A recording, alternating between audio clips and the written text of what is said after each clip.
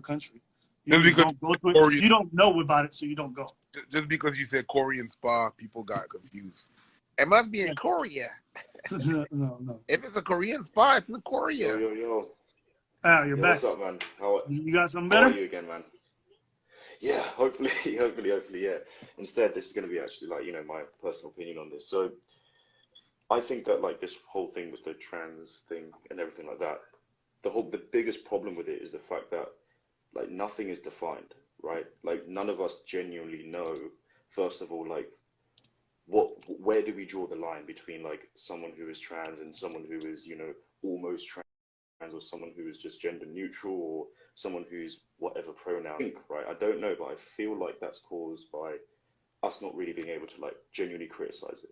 Do you know what I mean? It's in like us not being able to sit down and be like, right, something here doesn't make sense, and the reason It's why too we can't vague. do that, it's too vague, yeah. And I think that's because it's socially, it's seamless, it's socially moral, it's a socially moral movement. If you go against that, if you go, oh no, I don't want trans women in the changing rooms, whatever, you are potentially you are you are potentially going to be seen as transphobic. If you say anything, I think that's like sort of like the issue that I think we're facing. But I wanted to get your opinion. First of all, like how do we actually open a dialogue into it when normal people can genuinely talk about it properly instead of having to basically, kind of jump on social media and talk about it? How do we talk about it between each other? Go ahead, preach. It is vague. It is super vague. Especially, I agree. Like, so it's hard to put anybody in a box if it's vague. That's a fact. You know what I mean? You gotta be like, yeah, I'm non-binary. If you feel non-binary, you don't feel like you fit in the man and the woman. Where do you go? You know what I mean? But yeah, And that's sorry, what's sorry, difficult sorry. about it. No, it's all good. She good. That's what's difficult about it. So we don't know. It's vague, so it can make people uncomfortable, right? Yes. But the only discomfort that we care about is the discomfort of the person that feels that is oppressed, right? That's pretty much it. We don't care about the safety of women. We don't care about the safety of none of that. So, yeah. And then And there's like people yeah, go ahead.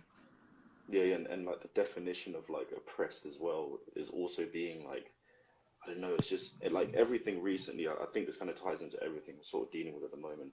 Everything's just so like up in the air, like just all of it, all of it. Like, and then this also ties into what people have been talking about safety, right? If you can't define these these things, right, then who are you protecting and who are you protecting them from? And then it's like, and then like, oh, you're gonna have like unisex bathrooms. Who goes in there? What, just men and women, just the two binary options, or what about is it 50 or something other genders or something like that? Do you mean it just makes it all a bit complicated, and it makes people scared to talk about it? Just as Preach was saying, like genuinely afraid. Like even I wouldn't do it. Do you know what I mean? Like Yo, man, I listen, if wouldn't. you're scared to talk about these issues, you should be scared. Mm, You should be uncomfortable. mm. We don't want you You think feeling that's good the talking about none of this stuff. yeah? And you think I'm I'm just guessing fucking with you. I'm fucking with you. Stop just playing. Just don't listen to me. Don't listen to me. But anyway, yo, listen, we're gonna stop this trans conversation. But we appreciate you coming on, man. Yeah, of course, man. Of course. All right, Six. appreciate you. All right, that's enough. That's enough. That's Bathroom all. talk. Backroom talk. You ever been to a Turkish bathhouse? Nah, It's just it's just dangling. Everybody. danglings everywhere. Everyone's butt naked. What you want to do? Put stalls in there? Right? And there's Turkish bathhouses all over. You can find them in pretty much every country. So Oh, everyone who thinks like, yo, we don't have that here. I 100% guarantee if I Googled your country and Googled Turkish bathhouses, they got them. Bruh, especially if you're in the States, shut up. Y'all got it. Y'all got it. Yeah. Yeah. These kind of open spaces and stuff like that are everywhere. It's just that you don't know. Some of y'all don't even travel in your own goddamn countries. And you don't even travel outside of your hood of what you know. Or they don't. Go ahead. There's some things that you have to discover about your own country, or even hometown. Sometimes you go to places where it's only them that go there. You don't go there, so you don't even know what's in there. No. Like, especially if you're from the States. They don't have that in the States. Shut your whole mouth up. All of it. Shut it up. And I'm about to tell you this, bro. It's also, you don't own a business. It's not financially feasible to think you're going to take a locker room and then build stalls everywhere for every person. You got a high volume of people. You know how many bathroom stalls you would need? You would have to reduce your capacity for business. It's not feasible. These solutions sound great because it works at your tiny gym or whatever. Large gyms could not create bathrooms and change rooms like that. That would cost them so much. Then you have a gym. So for the space that you have a gym, that people that goes in the gym, you have to a stall for everybody that goes in. For the capacity of your gym, when the capacity of your gym can be like 200. Like there's 200 people at peak hours that can be in your gym. So I have to build 200 stalls so everybody has a stall. It doesn't make sense. It doesn't make any sense. These solutions, I think people think they sound practical, but it's not gonna happen. It's not gonna happen. But anyways, I didn't want to stay on this topic forever. I'll let like a couple people come on. As long as you don't want to talk about trans stuff, because we've been talking about this, and we'll let it go. And, yeah, it's oh yeah, preach. You got to meet this guy. I think this is a good way to end it. What? This guy's gonna be your favorite.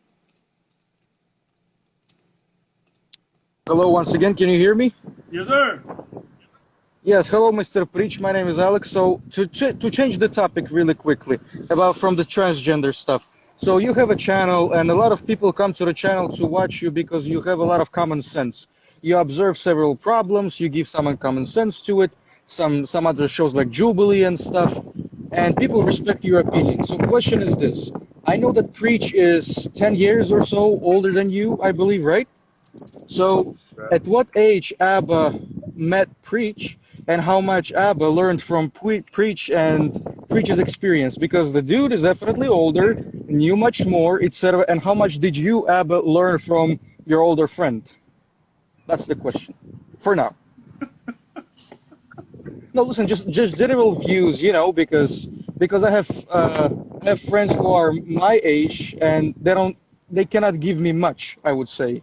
I have to look up to somebody who's definitely older and got more experience to learn. So. Well, I mean, you know, listen, lessons and things you can learn is not necessarily a matter of age. Sometimes it's a matter of experience. You know, if you think you could really just possibly learn from folks that are older than you, then you're missing out on a wealth of experience of people who come from different backgrounds and different experiences. You might be younger than. I can't walk around and be like, yeah, he learned from me. He learned from me. That's it. Like I didn't learn from him because that's potential. You know what I mean? I learned a lot from him. I learned a lot from Abba. I think he learned a lot from me. It's a thing. We have both different. We're different. So I can't be like, yeah, I'm the oldest one. So here you go, my young one. This is how we go about it. Yes, I understand. And do you have any, for example, to your audience, any books that you read about maybe some common sense? For example, when I was younger, I used to listen a lot to Jacques Fresco or something. I believe his name was like that. He passed away recently. He had a lot of really wise and philosophical views on stuff. So do you read some kind of stuff like that to... or did you, when you were younger, to educate yourself, which did influence your views, your judgments, etc.? Anything like that? Or any recommendations? Go ahead, Preach. I can't read. Well, I'll be honest with you. I don't read. I haven't read a book in like a decade. So you're asking me. Really? Like I'm really honest with you. Thank God for audiobooks. I can't read. I can't. My brain is too bored when I grab a book and I read it. I can read 3 pages and be like, God damn, I haven't read shit. I can make out the words and I'm like, God damn, I haven't read shit in those 3 past pages. Yo, it's just. So all of your knowledge mostly comes from social experience, socializing, making friends, making enemies, etc. Social experiences are the Bible. Those are like my only 2 guides. Oh, okay. Okay, got it. Yeah, just go out like big. You need God. You need God in your life. No, you don't. Shut up. Work in public and work with public and go outside alone I'm not dyslexic. That's not how you write it. I have ADHD. That's not. I have ADD. It's not dyslexia. When I write correct. But when I read correct. But my mind is just bored. Ugh, this goddamn book. I roll my eyes. Anyways, all that to say, Understandable. Definitely. yeah, Understandable. going outside, and watching people how they act and interacting with these people. That's how I learn. Hmm. Okay, yeah, you pretty much answered my question. Thank you so much once again. And I believe that's it for me. Abin, preach, I'll go home now and stop All listening right. to your life. You enjoy Because yourself. I've Get been out of your here. jet, okay? I know you're in your Thank you. helicopter because you're all rich and shit, and you live in a No, good no, life. Some of us, I see your hair floating in the sky. no. This man's a No. legend. Before he gets on his helicopter, he calls in for a live. Yo, this man is a Yeah, baller. yeah, definitely, definitely. All Thank you right, so man. much for good comments. Enjoy the rest of the day, my friends. Goodbye. Goodbye. Yes, sir. Cheers. Yeah, Spasibo. that guy. Oh, every time he comes on live, I always have a good time. That motherfucker's Russian or Ukrainian. Something Yeah, like he's that. no, he's from Eastern Europe. He's one of the stands, but he apparently lived in New York for some time. So every time Okay. I meet him, it's funny. But yeah, we'll get to work tomorrow. Yeah, You good? good. All right, brother man. I'll let you go. Peace. Jeez. Oh, damn this shit. Sorry, I gotta boot you.